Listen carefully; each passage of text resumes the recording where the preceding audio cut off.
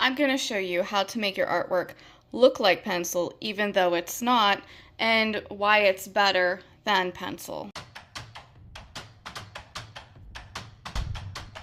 Working in pencil helps your artwork look more realistic and more natural, but it has its downsides like smudging and smearing. So I have a tool that I'm going to show you that helps you work around that. So one of the main features that I love about pencil is its disappearing act. It will fade and vanish into the artwork you're doing.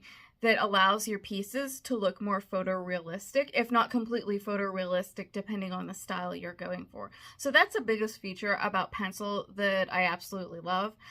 And my style of work is a surrealistic style, so it leans on the realism aspect, yet still has kind of like this dreamlike quality about it. But one of the big negatives about pencil that I always try to avoid, and the only way to really avoid it is to just not use it, is the fact that the paper gets dirtied up really fast when you drag your hand across it. And it's just natural ability to kind of navigate out onto the surface of your paper and really darken it up in a negative way. And then also, if your pencil is done too heavy and you take another medium over it, it can spread that graphite again across the surface, mucking up colors and really changing the look that you are going for, especially if you're going for something that is bright and crisp and clean.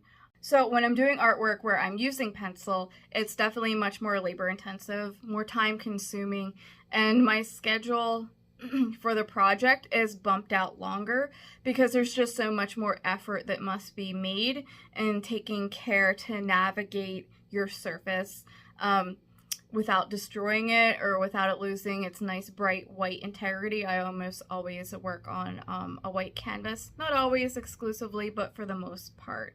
So my super realistic pieces, you just know those take longer. They're almost always in pencil because of working on a watercolor surface. That's usually my medium of choice for the human form and for people and for faces, you know, things like St. Nicholas and stuff like that. It's almost always a watercolor format and done in pencil. But let me show you some examples of pieces that were done starting with pencil, but also had a much longer timeline because of it. So here are some pieces that I've done where I used pencil to draw and map out the artwork before I went in with painting, and it was really quite an extensive process to make sure that I did not dirty up the white parts of the paper so that we could get these bright luminescent highlights, you know, without damaging the paper, because you know you can't just like drag an eraser over the whole thing if the whole thing is in pencil. Like you can go around with a really fine eraser. Let me see here. Here we go. Like this. This is a teeny tiny eraser. Mono zero.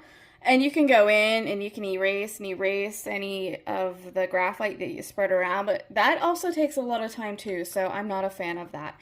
But anyway, I'm just showing you some examples where the timeline really gets pushed out whenever I'm doing pencil as my liner and then proceeding on with color. I'm not saying the artwork should be rushed. I really like taking my time, and great artwork does take time, but I do get a bit antsy whenever I'm working on pieces like that, like the St. Nicholas series. Whew, I was ready to move along just because of, like I said, how time intensive it was.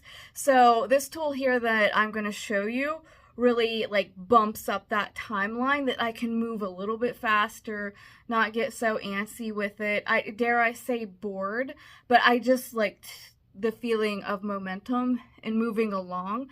And so this other format will allow you to do so a little bit faster. So let's get to it. Allow me to introduce to you my two best friends, my two favorite kinds of markers here. These are the Micron, the fine tip, and as you can see on the end here, this indicates the color of the marker. And these very nicely replicate the color of pencil or the color of graphite. And so it allows me to have the qualities of the pencil without all that smudging and smearing. I start out drawing in pencil. And then once I have it done the way I like, I line the artwork with these markers here. And I like to start with this one. I will do it on a clean part here so that you can see just how light it draws. It really does look like a light pencil. And then this one here, it's a darker gradient, but it still looks like pencil, but you know, with a softer lead or a heavier pressure, it really does a nice job of replicating the look of pencil. And to achieve this, and I know this is not super realistic looking, I'm well aware of that, but this is the specific style that I'm going for with this collection here. But I like that I can like stack or layer the intensity of the marker, so I can step up the darkness as much as I like to make it look like, you know, the same effects that you would get with a pencil. And if you're somebody that draws really light and doesn't go back over things, say you're doing like hair or something like that, this is a great pen or marker to draw in that sketchbook type of style and it still look like pencil. What I like to do is, like I said, I will line my artwork, and then once I have the design on, like this, let it dry, give it 5 minutes, and then I will take my eraser and go back over it and get rid of the pencil. Now I can be a little bit more carefree about how I'm working with the piece. I don't have to worry if dragging my hand over is just going to smear and destroy the highlights.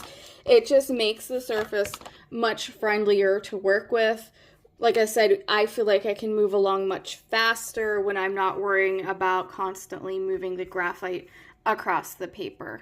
And as it says right here, if you can see that, it says that it is waterproof and fade proof. So that's one of the major benefits of it. And one of the reasons why I didn't use it for like this artwork here, these, is because I was using a watercolor pad. And unfortunately, watercolor pads will really suck all of the ink out of these. So if you don't mind going through a lot of markers, then I'd say go for it. You know, just go ahead and use it on a watercolor pad, no worries. I just needed these pieces to be able to handle a lot of water, so I knew I had to be on watercolor, and I didn't want to deal with like going through a ton of markers, which I'm sure I would have with this. These pieces here, I'm working on, this is mixed media paper, and this paper I don't think could have handled all of this. It would have buckled and been warped beyond belief. This one is going to have a whole lot less water being applied to it. I'm still using watercolor, but I know that it's not going to be saturated the way those ones were. I really love the look of pencil and all the ways that I can create with it and capture that realistic or that surrealistic style. But these Micron Pigma micro markers, they allow me to enjoy that without, you know, the downfalls that pencil unfortunately provides. So I hope you try these out and let me know what you think. I believe this came in a 3-pack. I think it was this lightest one, this medium one, and then a black one. But like I said, I will provide the link in the description below. And you try it out. You tell me, do you like it? Have you tried it on a watercolor block? And what's your success rate? How many of these things have you gone through? I'd love to hear from you. And I love to share my tips and tricks, because I've been doing this forever and those things tend to accrue and I feel the need to like pass it on to you.